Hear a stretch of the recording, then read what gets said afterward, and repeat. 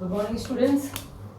तो जैसा कि हमने आपको बताया था कि आगे वीडियोस में आपको मैं applications of Euclid's division lemma की बात करेंगे। तो इसमें हमारा पहला एप्लीकेशन है। देखिए ऐसे क्वेश्चन बहुत सारे मिलेंगे और बोर्ड एग्जाम में 95% चांसेस होते हैं कि एक क्वेश्चन ऐसा मिलता जरूर है। तो उसी के बेस पर हमने एनसीईआरटी का एक एग्जाम्पल लिया है जिसमें उन्होंने कहा है कि show that every positive even integer is of the form 2q and that every positive odd integer is of the form 2q plus 1 where q is some integer। मतलब क्या है? उन्होंने कहा कि जो भी आपके नेचुरल नंबर्स हैं या कह लीजिए आपके होल नंबर्स हैं, इंटीजर्स हैं आपके, उन्होंने कहा कि जो इवन है वो 2q के फॉर्म में होंगे और जो पॉजिटिव ऑड इंटीजर्स हैं वो 2q plus 1 की फॉर्म में होंगे। ये आपको शो करना है with the help of Euclid's division lemma. ठीक है, तो हम सिंपल सी बात है कि हमें दो चीजों पे फोकस करना है। एक तो positive even number, positive even number पे, ओके, और सेकंड हमें फोकस करना है पॉजिटिव ऑड नंबर पर। ठीक है, यानी दो नंबर्स को हमने कैटेगराइज किया है। क्वेश्चन में हमें बोला गया है कि positive even integer and positive odd integer, वो भी every positive even integer and every positive odd integer की बात करेंगे हम। तो जरा ध्यान से देखें, हम पॉजिटिव इवन इंटीजर की बात करें तो जाहिर सी बात है 2 से स्टार्ट होगा, 2 4 6 एंड इट सो ऑन। और यहाँ पे बात करेंगे हम पॉजिटिव ऑड नंबर्स की, तो यहाँ पे आ जाएंगे 1 3 5 7 एंड सो ऑन। ठीक, देखिए इसको हम रिप्रेजेंट करेंगे और ध्यान से हमें मतलब हमें शो क्या करना है कि जो इवन इंटीजर है वो 2q के फॉर्म में है और जो पॉजिटिव ऑड इंटीजर्स हैं वो हमारे 2q plus 1 में है। तो यहाँ पर एक चीज तो कंफर्म होगी, जो कोई डिवाइजर है हमारा वो कितना है, यानी कि जो पॉजिटिव इवन इंटीजर्स हैं वो हमारे 2q के फॉर्म में है और जो पॉजिटिव ऑड इंटीजर्स हैं वो हमारे 2q plus 1 की फॉर्म में है। तो यहाँ पर मैंने बताया ये वाला जो नंबर होता है, यहाँ पे जो नंबर होता है वो डिवाइजर होता है। तो यहाँ पे ये तो पता चल गया कि 2 हमारा डिवाइजर है। अब ध्यान से देखें, अगर आप, मैं 2 को क्या लिख सकता हूँ, 2 को मैं लिख सकता हूँ 2 into 1 plus 0। ऐसे ही मैं 4 में 2 से डिवाइड करूंगा तो 4 को लिख सकता हूँ 2 into 2 plus 0। और ऐसे ही अगर मैं 6 को 2 से डिवाइड करूंगा तो हो जाएगा 6 equal to 2 into 3 plus 0। और ऐसे ही अगर मैं 8 से डिवाइड करूंगा तो ये हो जाएगा 8 equal to 2 into 4 plus 0। ध्यान से देखिएगा कि मैंने जितने भी एंड सो ऑन, आगे बहुत सारे नंबर ऐसे होंगे, पॉजिटिव इवन नंबर्स की बात करी, पॉजिटिव इवन इंटीजर्स की बात करी, तो 2 को हमने लिखा 2 into 1 plus 0, 4 को लिखा 2 into 2 plus 0, 6 को लिखा 2 into 3 plus 0, 8 को लिखा 2 into 4 plus 0। यहाँ पर क्या है, यहाँ तो रिमाइंडर 0 ही आ रहा है ना, लेकिन और यहाँ पर ये चीज हर बार 2 आ रही है, यहाँ पे फिर से 2, फिर से देखो डिवाइजर तो हमारा 2 है ही, तो यहाँ पर ये चीज हमारी हमेशा 2 ही रह रही है, लेकिन ये चीज चेंज हो रही है। ध्यान से देखो 1 2 3 4 और आगे ये सो ऑन होता रहेगा। तो मतलब क्या है कि यहाँ से कंक्लूजन क्या निकला, कंक्लूजन जो हमने निकाला है वो क्या निकाला है, जो हमारा रिजल्ट निकल के आया वो क्या निकल के आया कि कोई सा भी पॉजिटिव इवन नंबर आप ले लीजिए, 2 तो यहाँ पे रहेगा ही रहेगा, चेंज यहाँ पे होगा और यहाँ पे जो नंबर है वो क्या है, क्वोशिएंट है। और क्वोशिएंट उन्होंने बता दिया where q is some integer, वो कुछ भी हो सकता है, कोई सा भी इंटीजर हो सकता है, 1 2 3 4 5 6 कुछ भी हो सकता है। तो कंक्लूजन क्या निकला कि ऑल पॉजिटिव इवन इंटीजर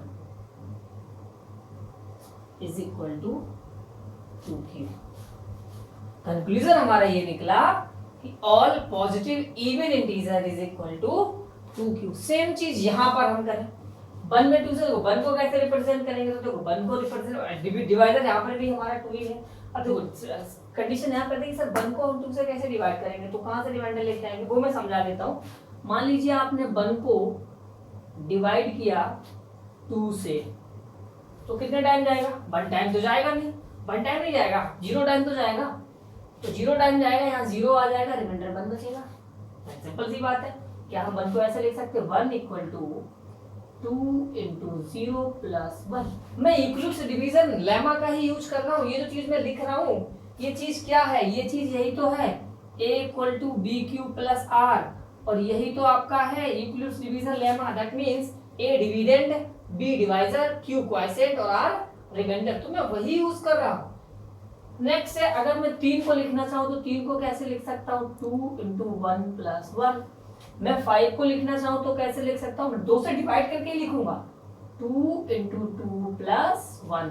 7 को लिखना चाहूँ तो 2 इंटू 3 प्लस 1। सिंपली ऐसे ही। अब यहाँ पर भी देखिए, इक्विवेलेंस डिवीजन लेमा को जब अप्लाई करेंगे तो देखिए यहाँ डिवाइजर हमारा 2 ही है, चेंज क्या हो रहा है, चेंज ये हो रहा है हमारा 0 1 2 3, ये चेंज हो रहा है। और ये तो कुछ भी हो सकता है, बिकॉज ये क्वोशिएंट है। क्वोशिएंट मैंने क्या बोला, ये q इज सब इंटीजर, ये q आपका कुछ भी हो सकता है, और रिमाइंडर में बनाना चाहिए, तो रिमाइंडर में हमारा हमेशा बना है। तो यहाँ पे जब मैं इसको कंक्लूड करूंगा तो कंक्लूड करके मैं ये बात लिख सकता हूँ कि जो कंक्लूजन निकला है, वो कंक्लूजन क्या निकला है, जो कंक्लूजन है वो कंक्लूजन ये निकला है, वही वाली चीज कि एवरी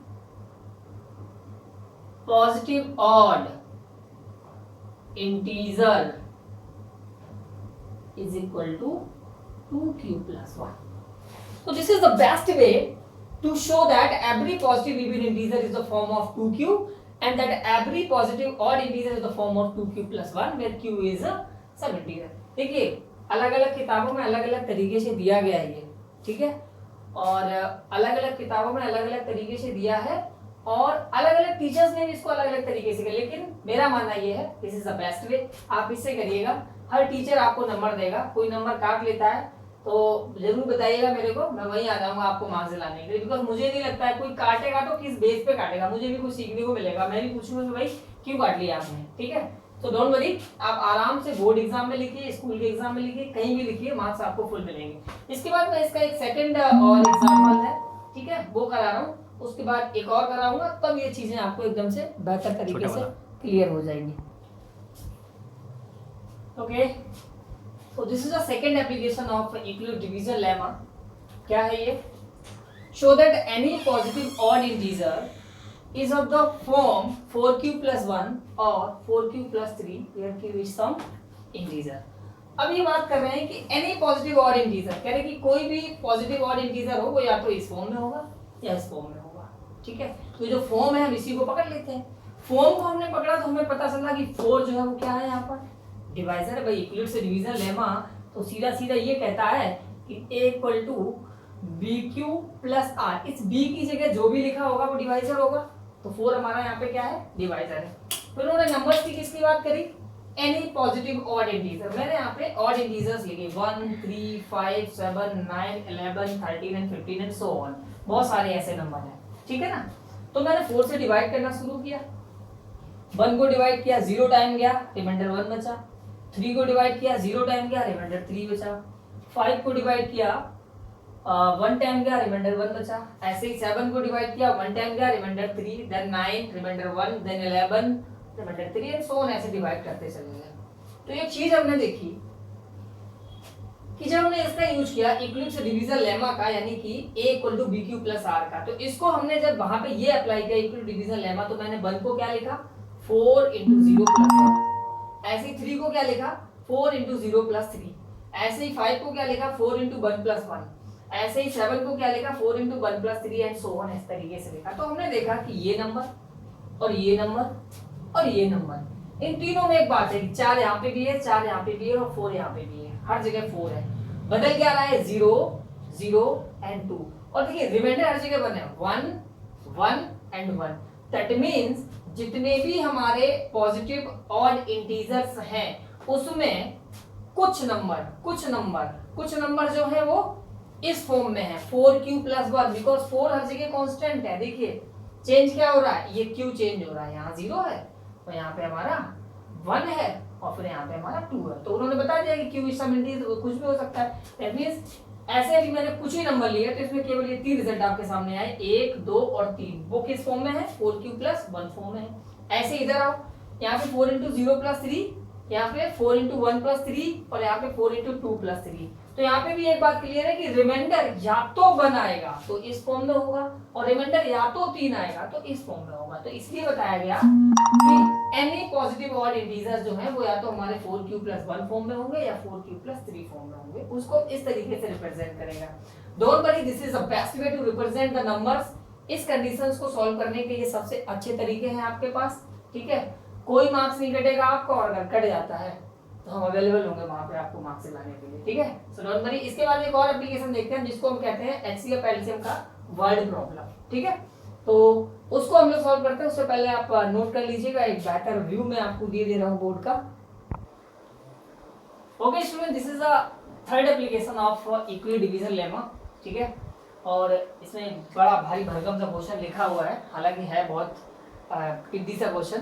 पढ़ के एक बार सुना देते हैं आपको। हालांकि है ये आपका NCERT एग्जाम्पल, आप पढ़ लेना, लेकिन फिर भी मैं एक बार बता दे रहा हूँ। अ स्वीट सेलर हैज 420 काजू बर्फीज एंड 130 बादाम बर्फीज। बर्फी की बात हो रही है, लॉकडाउन में मुझे पता है ज्यादा से ज्यादा लोगों के मुंह में पानी आ रहा होगा, ठीक है। तो 420 काजू बर्फी है और 130 बादाम बर्फी है। वो कर क्या रही है actually, she wants to stack them in such a way that each stack has the same number and they take up the least area of the tray. वो इसको क्या करना चाह रही है, मैं ट्रे बना दे रहा हूँ। तो जिसने ये स्वीट सेलर जो है, उस लेडी ने क्या किया है, एक ट्रे बनाया है और वो 420 काजू बर्फी के पीस और 130 बादाम बर्फी के पीस इसमें रखना चाह रही है। और वो क्या चाहती है कि इसका मैक्सिमम एरिया कवर हो जाए, मैक्सिमम एरिया कवर हो जाए। तो आपको ये बताना है कि किस तरीके से वो रखे। And they take up the least area of the tray, what is the number of that can be place in each stack. ये जो एक लाइन होती है इसको हम स्टैक बोलते हैं। तो एक स्टैक में कितने पीस वो रखे, काजू बर्फी के या बादाम बर्फी के। तो सिंपल से पहले समझते हैं कि मान लो वो रखना जब स्टार्ट करेगी तो पहले वो काजू बर्फी रखेगी।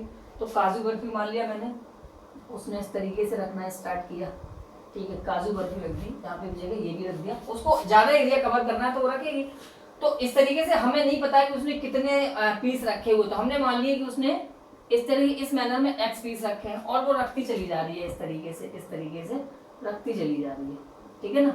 ऐसे रखती चली जा रही है, रख रही है और ऐसे कंटिन्यू। मान लो यहाँ तक उसकी काजू बर्फी आ गई, यहाँ तक उसकी काजू बर्फी आ गई। अब काजू बर्फी के यहाँ से इस रो में X पीस हैं और इस रो में हमने मान लिए कितने, Y पीस हैं। इस रो में कितने हो गए, Y पीस। तो दैट मीन्स जो 420 पीस थे किसके, काजू बर्फी के, काजू बर्फी के कितने पीस थे, 420, 420। वो उसको कैसे रिप्रेजेंट कर सकता है, उसको रिप्रेजेंट कर सकता है X × Y से रिप्रेजेंट कर सकता है भाई। X स्टैक और X रोज, ठीक है ना। तो X × Y यानी कि 420 को वो X × Y से रिप्रेजेंट कर। फिर उसने क्या किया, बादाम बर्फी को रखना स्टार्ट किया, बादाम बर्फी रखी, ट्रे वही है। तो जितने पीस काजू बर्फी के आए उतने ही पीस बादाम बर्फी के आएंगे। लेकिन इधर कितनी रो बनेगी वो पता नहीं, इधर कितनी रो बनेगी वो हमने मान लिया कि इधर यहाँ से यहाँ तक जो रोज बनी है वो कितनी है, Z है। लेकिन ये वाली जो इधर है ये तो X ही रहेंगी भाई। ट्रे वही है, पीस का साइज सेम है, तो जितनी काजू बर्फी के पीस रख सकते हैं उतने ही इसके। तो यहाँ पर जो हमारा बादाम बर्फी है उसमें क्या रहेगा, कितने पीस थे उसके, 130। तो 130 पीस रहेंगे और 130 को रिप्रेजेंट कैसे करेंगे, X × Z, X × Z। अब एक चीज देखिएगा ध्यान से, हमसे क्या पूछा था, उसने हमसे X पूछा था, उसने X पूछा था कि कितने एक स्टैक में वो पीस रखे। तो ये X पूछा। अब ध्यान से देखो X है क्या, 420X × Y, 130X × Y। तो ये X क्या है, दोनों में कॉमन है। और उसने पूछा लीस्ट, तो लीस्ट का मतलब ये है कि लीस्ट का मतलब कम से कम एरिया। तो कम से कम एरिया के लिए ज्यादा से ज्यादा पीस रखने पड़ेंगे। तो दैट मीन्स ये जो X है हमारा वो कॉमन है और फैक्टर है।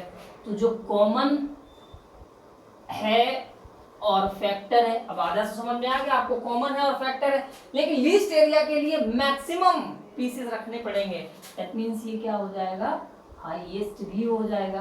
दैट मीन्स ये क्या बन गया, हाईएस्ट कॉमन फैक्टर। बहुत छोटा सा सवाल था, मैं आपको डायरेक्ट ये कह देता कि 420 और 130 का HCF निकाल दो, प्रॉब्लम सॉल्व। लेकिन ये चीज आपको फील होना जरूरी है कि आखिर क्यों हम HCF भी निकाल रहे हैं। तो ये चीज मैंने यहाँ पे समझाई है आपको बेहतर तरीके से। बाकी क्वेश्चन में कुछ नहीं है, तो इसका आंसर क्या है, इसका आंसर मैं आपको होमवर्क के तौर पे छोड़े दे रहा हूँ। मैंने इक्वल डिवीजन एल्गोरिथम बताई, आप उसी से हेल्प लगाइएगा। इसका जो आंसर है वो है HCF ऑफ 420 एंड 130। जो भी आएगा आप कमेंट करके जरूर बताइएगा कि आपका आंसर कितना आया।